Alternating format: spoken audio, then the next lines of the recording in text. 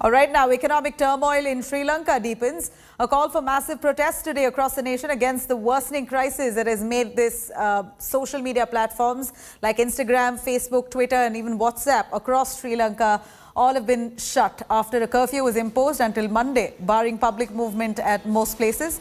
Now, amid long hours of power cuts, widespread protests, no end to the insight here to this economic woes in Sri Lanka. President Gotabaya Rajapaksa has declared a state of emergency just yesterday, giving sweeping powers to security forces. Security was beefed up in Colombo after unrest grew over repeated power cuts.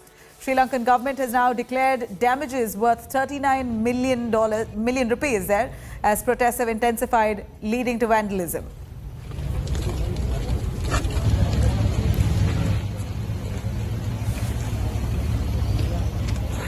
Now, quickly cutting across to our exclusive ground report from Colombo, India Today's Ashutosh Mishra, who brings us the latest in the worsening economic showdown in Sri Lanka. From hours long of wait for fuel at gas stations and to massive protests on the streets there, social media shut down. There is a state of emergency in that country. Let's have a look. In the outskirts of Colombo, the situation is no different than the main town, the main capital here at Devla Road.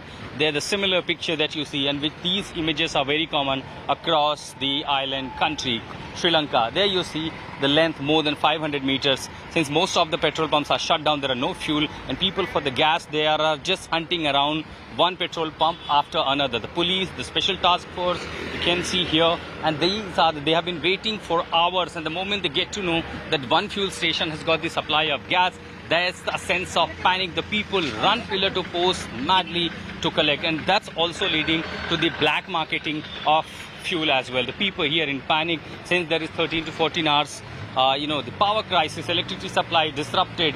The police is now here guarding the petrol pump, the fuel supply, ensuring, the rationing. And here, because there's a black marketing and commercial institutions, they required enough stock of fuel.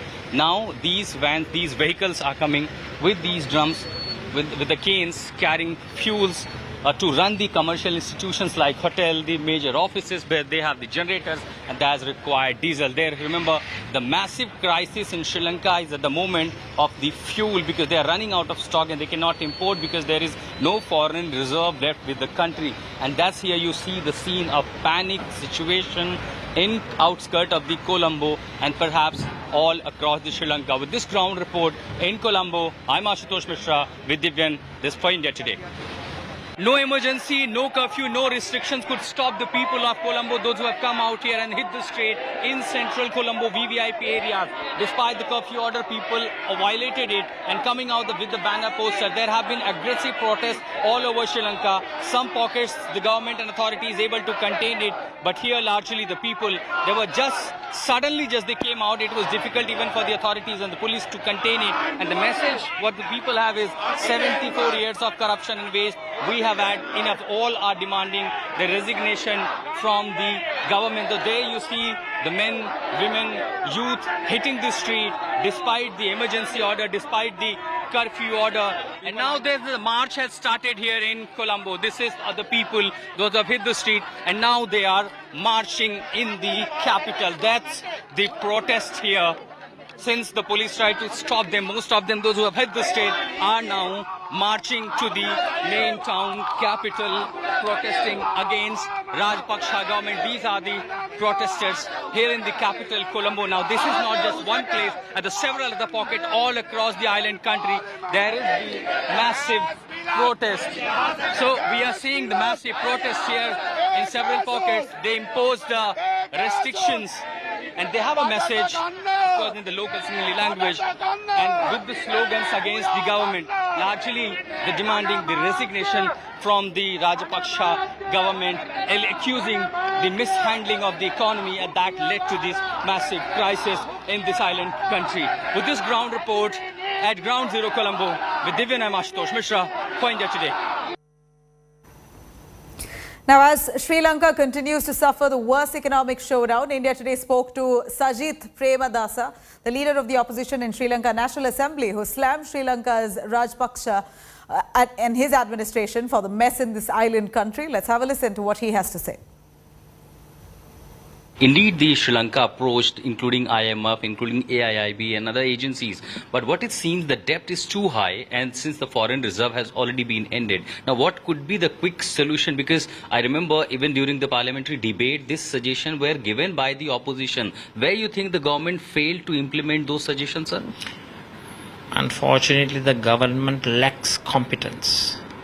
It lacks comprehensive understanding of the economic fundamentals.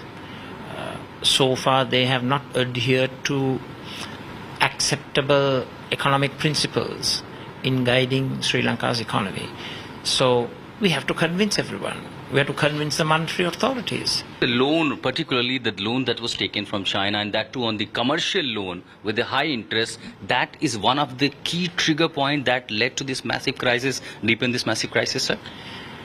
I think the biggest trigger point is creating indebtedness without an adequate return on those investments. That's the basic problem. Yeah, you think India could be a greater ally, a stronger ally in this crisis time to help out the people of Sri Lanka? Alliances with India and with other countries should not be handled in an opportunistic manner. I think we have to have a broad overarching policy of establishing good relations with friendly countries while protecting the country's unity, territorial integrity, political independence and sovereignty. It should not be the case that one fine day you realize, oh, we have 52 billion US dollar foreign debt, so we have to be chummy with A, B, C, D country.